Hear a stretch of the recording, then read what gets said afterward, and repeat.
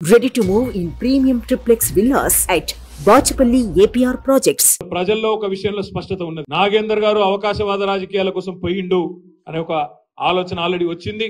ఆనాడు ఆసిఫ్ నగర్ లో ఏదైతే జరిగిందో ఆనాడు టీడీపీ టికెట్ మీద గెలిచి మళ్ళీ కాంగ్రెస్ అధికారంలోకి రాగానే తెల్లారెట్లయితే అందులో గోంగనే పోటీ చేస్తే ఓడిపోయిండో ఈసారి కూడా మళ్ళీ అదే జరుగుతుంది, తప్పకుండా జరిగి తీరుతుందనే మాట కూడా నేను మీకు విజ్ఞప్తి చేస్తా ఉన్నా. ఇంకొక మాట కూడా నేను చెప్తా ఉన్నా. పెద్దలు చెప్తారు, రెండు పడవల ప్రయాణం ఎప్పుడు మంచిది కాదు, ఎటుంటే గట్టే ఉండాలి. కష్టమైన నష్టమైన ఒక సంస్థ ఎంచుకున్నప్పుడు దానిలోనే గట్టిగా నిలబడాలి. ఇవాళ ఆయన అక్కడో కన్ను ఇక్కడో కన్ను ఇక్కడో కాలు అక్కడో కాలేస్తే అదేదో చెప్తారు దోబికా కుత్తా అన్నట్టు అవుతుంది పరిస్థితి, ఎటు కాకుండా అవుతాడు.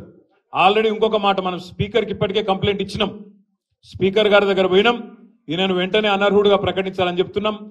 అందుకే నేను మిమ్మల్ని కోరేది, కాంగ్రెస్ పార్టీ ఇవాళ వాళ్ళు తీసుకున్న నిర్ణయంతో పార్లమెంట్ అభ్యర్థిగా దానం నాగేందర్ ను కాంగ్రెస్ అభ్యర్థిగా ప్రకటించడంతోనే స్పీకర్ గారు వెంటనే నిర్ణయం తీసుకోవాలి, అనర్హుడుగా ప్రకటించాలని చెప్పి కూడా ఈ వేదిక ద్వారా నేను డిమాండ్ చేస్తున్నా. తప్పకుండా స్పీకర్ గారికి రాజకీయ ఒత్తిళ్లకు లోబడి ముఖ్యమంత్రి ఇంకొకలో చెప్తే ఆ ఒత్తిడి కనుక స్పీకర్ గారు లోనైతే వదిలిపెట్టము, సుప్రీంకోర్టు దాకానన్నా పోతాం, కానీ నాగేందర్ ను అనర్హుడిని చేసేదాకా ఇడిచిపెట్టమనే మాట కూడా తప్పకుండా మీకు విజ్ఞప్తి చేస్తా ఉన్నాం. అందుకే మా సోదరులు ఖైరతాబాద్ లో ఉండే నాయకులు కార్యకర్తలకు ఉన్న విజ్ఞప్తి, ఇక్కడ ఉప ఎన్నిక రాబోతా ఉన్నది, 3-4 నెలలనే ఉప ఎన్నిక వస్తున్నది, దానికి కూడా తయారు కావాలి. తప్పకుండా ఈ ద్రోహం చేసిన నాయకులకు బుద్ధి చెప్పాలని చెప్పి కూడా నేను మీకు విజ్ఞప్తి చేస్తున్నా. ఇంకొక మాట కూడా నేను మీకు విజ్ఞప్తి చేస్తా ఉన్నా. ఈసారి నిజంగా చెప్పాలంటే సికింద్రాబాద్ లా పోటీ మనకు కాంగ్రెస్ తో లేదు. కాంగ్రెస్ అనేది లేనే లేదు. 3వ స్థానమో ఇంకెవడన్నా వస్తే 4వ స్థానం పోయినా ఆశ్చర్యం లేదు.